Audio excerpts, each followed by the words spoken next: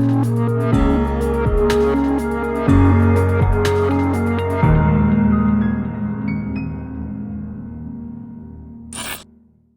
at this place, man. What a mess. What a mess. I thought you cleaned this place up, dude. Well, you keep bringing over deadheads. Well, not deadheads, but mounts. Look at all the new taxidermy. This is Casey's New Mexico bull. Not this last season, but the season before. And it turned out really good. The guys at Monarch Mountain Taxidermy mounted them up. So this is something I haven't done. But when it's done, it's so nice because moving these big heads in and out of doorways is a pain in the butt. But when you can peg them, and the guys over there at Monarch, dude, they do such a good job of matching up exactly how it was on the head.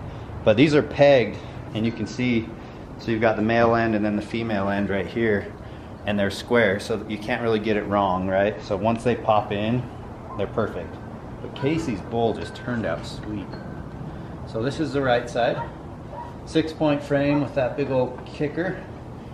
Super cool side. And then his left side, let me ask you guys, what would you do? I think there's no wrong or right answer here, but this side was busted off at the Royal. This is kind of a late season rifle hunt. This has been repaired, and again, you can see the transition, but they did a dang good job. I mean, if I had to guess, this would be like a cutoff of a real shed.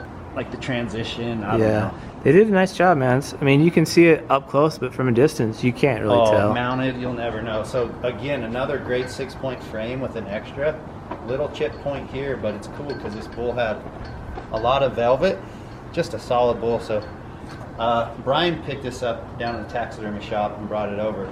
And this should be in our booth this year, most likely at the Hunt Expo, which if you guys are coming to the Expo, you guys can use our discount code HUSH22. We're going to put a link in the description box of the YouTube.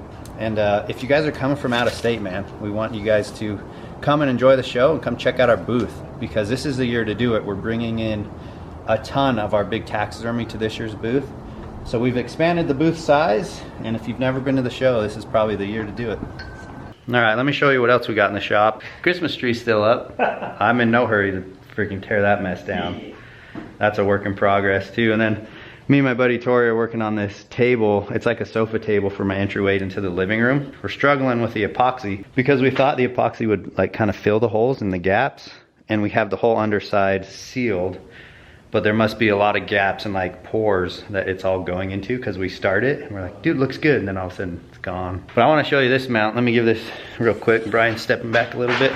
This is my mount from my buddy Andy. He's kind of in the northern area of Utah. So it's called Color Country Wildlife Studios. And this is the bull I shot out of the tree saddle this year. I decided to mount it because it's the first bull I've ever taken out of a tree saddle, and that was kind of my goal going into this hunt. Super sweet 6-point, really narrow. For those of you who geek out about score, this bull is only 290. Now I say only 290 because I think some people just don't realize what it takes to like even be like 350 like Casey's bull. I mean, a giant bull. To me, like 6-point, good mass, respectable frame, like nothing good, nothing weak, 290, you know, so don't let the numbers get in your head. So this guy is also a wall mount, which just don't know where I'm putting this dang thing, man. But super happy with the way it turned out. You can see he did a dang good job with the detail on the face, and he kind of had that pre-rut cape. This cape's real pretty, man. So pretty. But man, this one, so this cape on Casey's is actually my elk from New Mexico the same year. That's right. Which is that bull up there, which also has kickers. There's so much in common between the two. Well, I caped mine thinking I'd mount it, then I didn't. Casey didn't take his and then wanted to mount it, so we did a little trade. I gave him my cape. So I tell Casey, I'm like, dude, our mount looks so good. My cape is horns. So it does. So yeah, that's all that's new over here at the shop. So Eric mentioned it just a little bit ago, but the Hunt Expo is happening. It's 100%. We just talked to him. It is February 10th through the 13th. It's always right around Valentine's Day. If you've never attended the Hunt Expo, I would just go out on a limb and say it's probably the best show there is out there. Been to a lot of them, whether it's ATA or SHOT Show, Pacific Northwest Sportsman Show. Like the Hunt Expo, in my opinion, is the pinnacle show, and the reason is like consumer based. And then just so many different vendors are there that's really cool to see. If you love big game hunting, I just don't think you can go wrong. So make sure you put it on your calendar. If you don't come this year, make it a destination. We've met so many people over the years that have literally traveled from all over the US to come out to the show. They'll stop at the booth, and it's great to meet people. This year we're bringing in a bunch of cool taxidermy, which we've never done before. I want to say we're gonna have close to 12, maybe 13 bull elk mounts dating back to, gosh, 2014? Yeah, the Fireball. Yeah, 2014 I think is the first year. And a lot of the stuff, every one of them that we're bringing is gonna be a video that we've shared, you may have seen before. So that's gonna be a ton of fun. We'll be selling a lot of merchandise, and then just great to be kind of out and about. Who knows what's gonna be going on with the, you know, the stuff that's going on these days. So I know. We don't know what's gonna happen with that, but we're gonna be. It's going down, so you can confidently plan on it, you know, from travel and stuff. Like the Hunt Expo is going down in Salt Lake, that's for sure. There's potential that they may ask people to wear masks. We don't really know yet. It's gonna just depend on what happens over the next month.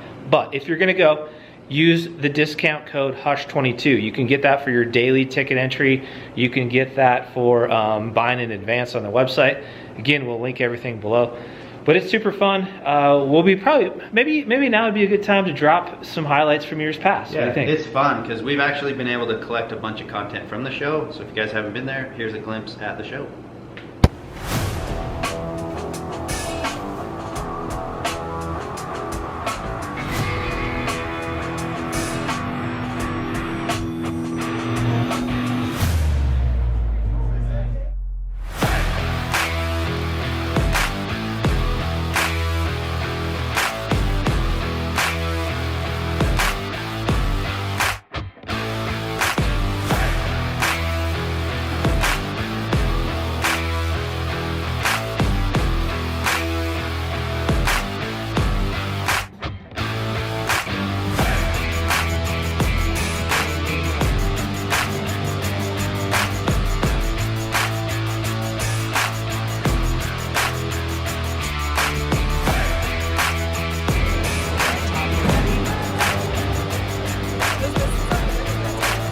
What's your name? Landon. And how old are you, Landon? 10. Let's hear what you got, man. All right, let's move on.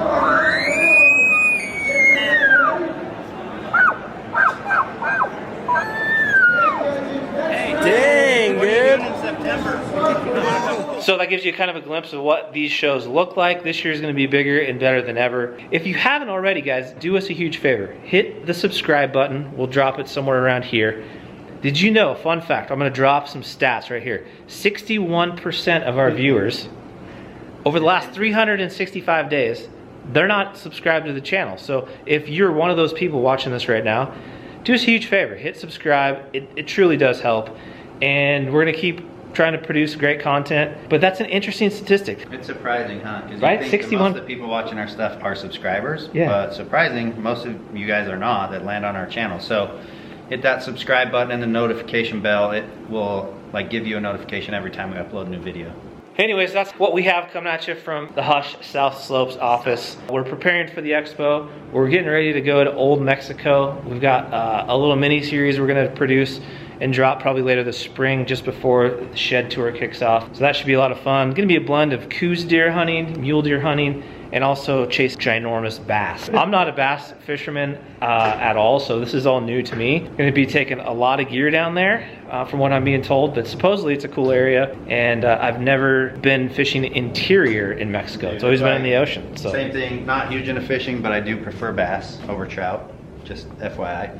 But dude, Mexico, like the guys that do it, like my brother, just would die to go to Mexico for a trip to chase bass or catch bass, whatever.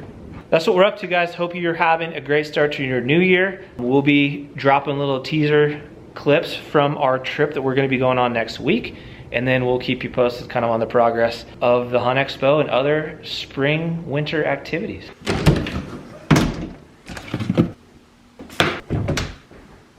Hey guys, it's Saturday now. I just got done with a killer workout. Hopefully you guys have set some new goals for the new year, and I'm gonna show you guys my favorite protein shake. It's gonna be a Mountain Ops post-recovery shake with their Magnum post-workout shake, peanut butter, gotta have a banana, and I use chocolate almond milk. Definitely my favorite protein shake and my go-to. I just am on repeat.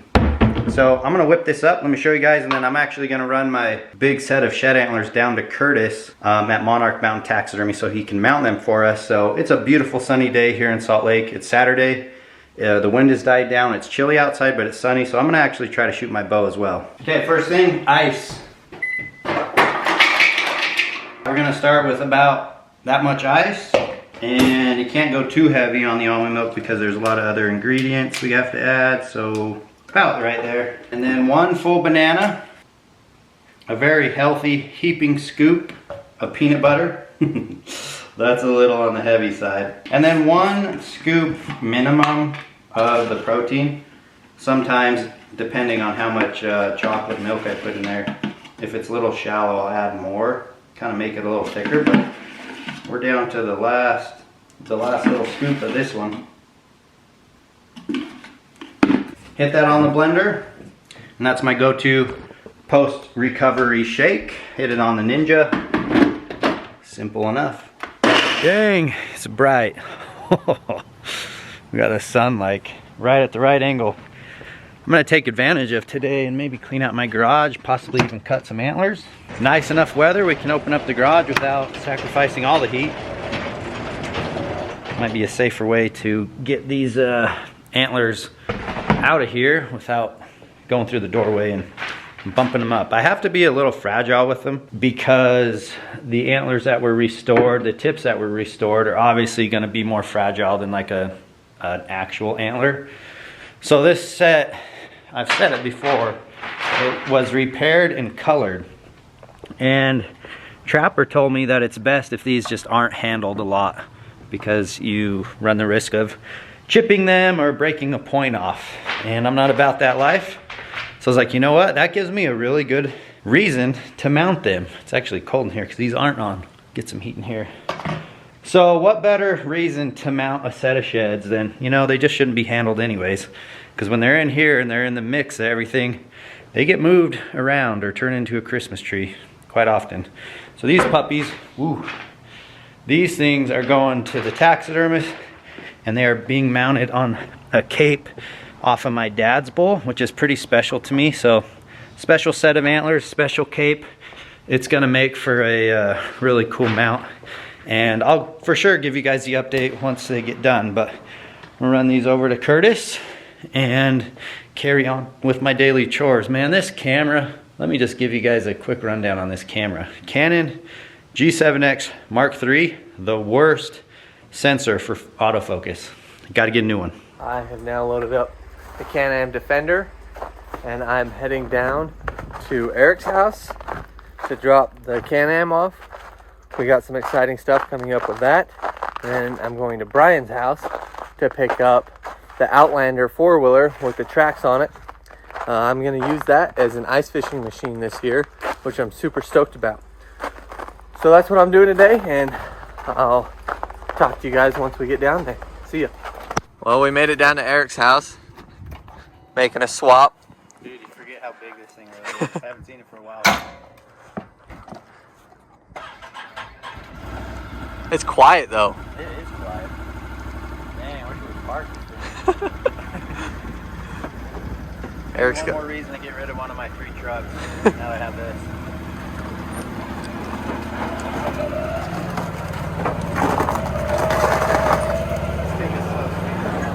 Dude, it's so sweet. Alright, so we're swapping this out for the four-wheeler and tracks, huh? Yeah. What are you taking? Yeah. Going ice fishing on it or what? Ice fishing. Dude, bring it back for shed season, dude. She'll be ready.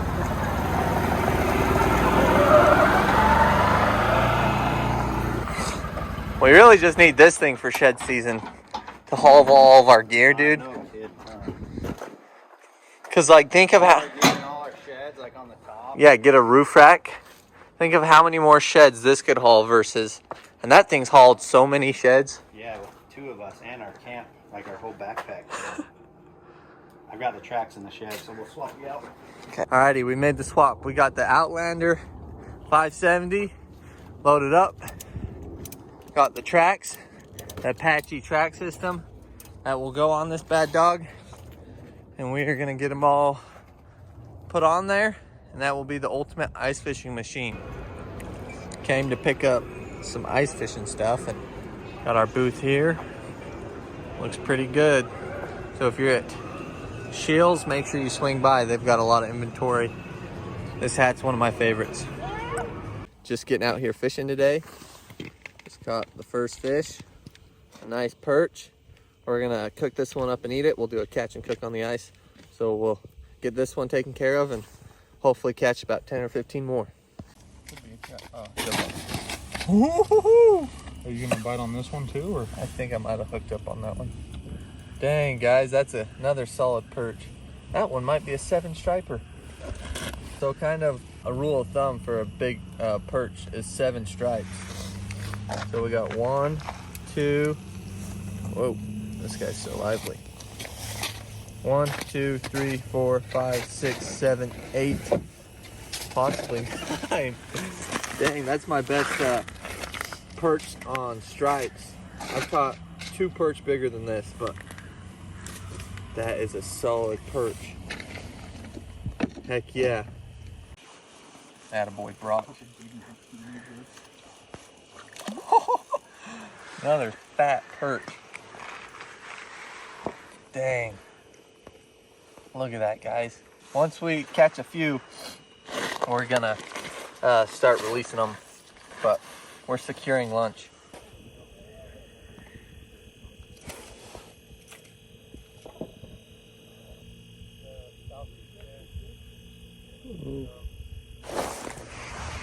Got it.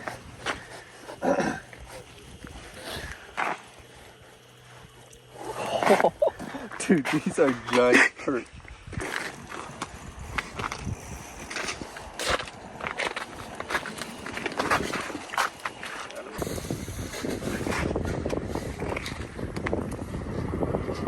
Got our, what is this, 5th, 6th perch of the day. We're probably gonna let this one go. Oh, is it? Got another one. Yeah. So bad. Going? Yeah. All right, that's like number 6 or 7. Just getting relocated. We were fishing pretty shallow this morning, and I just came out to this new spot, and oh my gosh. The amount of fish at the bottom right here is insane. I don't even have bait on. Oh, that's a better one. Whoa, guys, look at that. I don't even have bait on. Jed, come look at the flasher. Look at that fish. Look, an awesome perch. Look at that. Holy smokes. Dude, watch this. Watch. I drop this down. See how they all go back down to the bottom? Yeah. Watch. Once my jig gets on that left side, see it coming down right there? Yeah.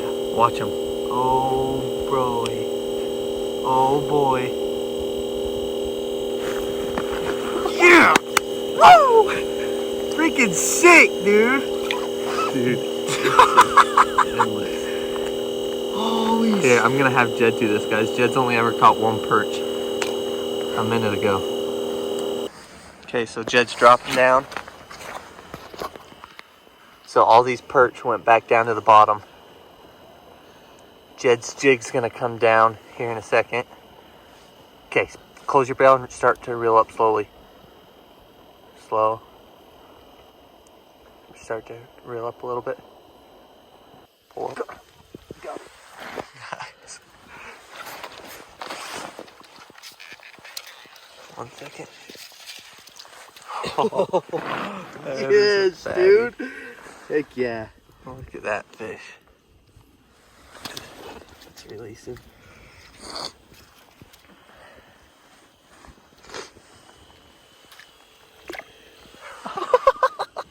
Okay, here we go.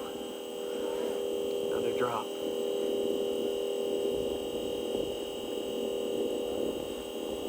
Here we go.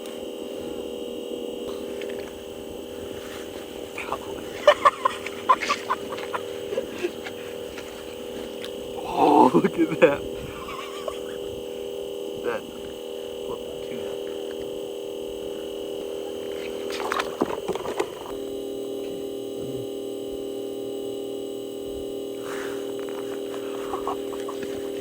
You got that eat on camera. Is it still on? Yeah. Okay.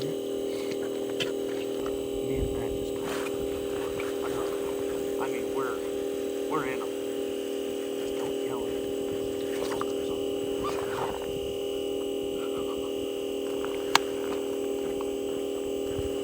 Do we all just want to be in the tentacle right here, or do you want to be outside? Right there? Other way. Yeah, like that.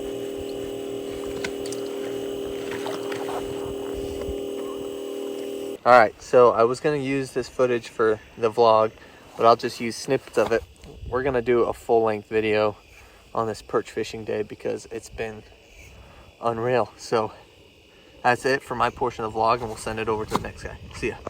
Well, welcome back to the vlog, my portion of the vlog. Here's a little tidbit. You guys always, well, not all of you guys, but some of you guys ask, you know, some hints, some tips, some tricks of starting to film your own hunts and fishing adventures. This isn't really a tip or a trick, but this is a frustration that happens, and it happens no matter what you do. It's gonna happen eventually if you film long enough. I went out fishing this morning, or today. I took this brand new GoPro 9, which is a great little camera. I really like it for fly fishing. I can just put it to my chest and fish, you know, and catch all the action, and then I can grab this camera once I catch a fish. Well, here's what happened to me today. I just got back a couple hours ago, ate some dinner. I was gonna cut this video up for the vlog for tomorrow. I got the footage off this camera, but this card, I don't know if you can see it.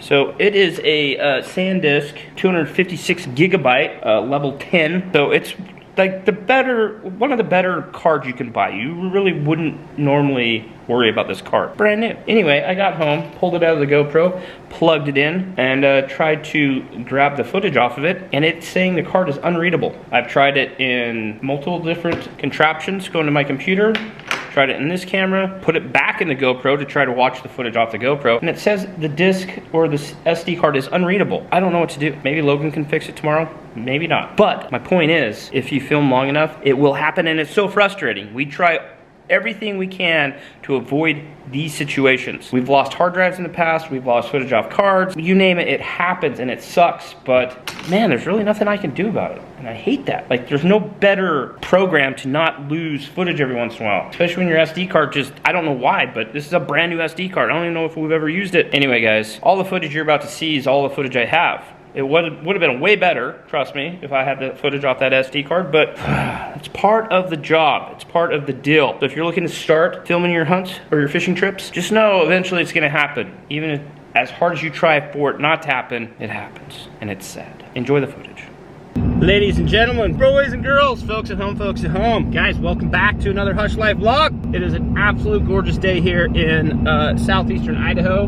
And when I mean glorious day, I mean it's cold as all get out, but the sun is shining and there's no wind. And if you've ever been to southeast Idaho, you know it likes to blow a little bit here. So any day that there's no wind is a great day to be out and about. But guys, we are going to go do a little bit of winter fishing, a little bit of winter trout fly fishing. A lot of people don't fly fish in the winter, but some good fish to be had this time of year. So I'm bouncing out, gonna head down and see if I can wrangle up a couple nice trout.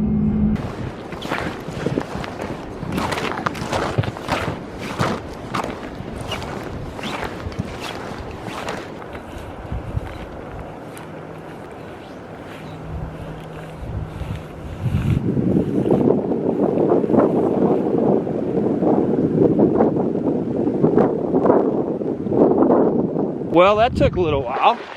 Now that's a sign. They're Been down here about an hour, but yeah, I think maybe they're just waking up. That's a nice 4 or 5 pound fish.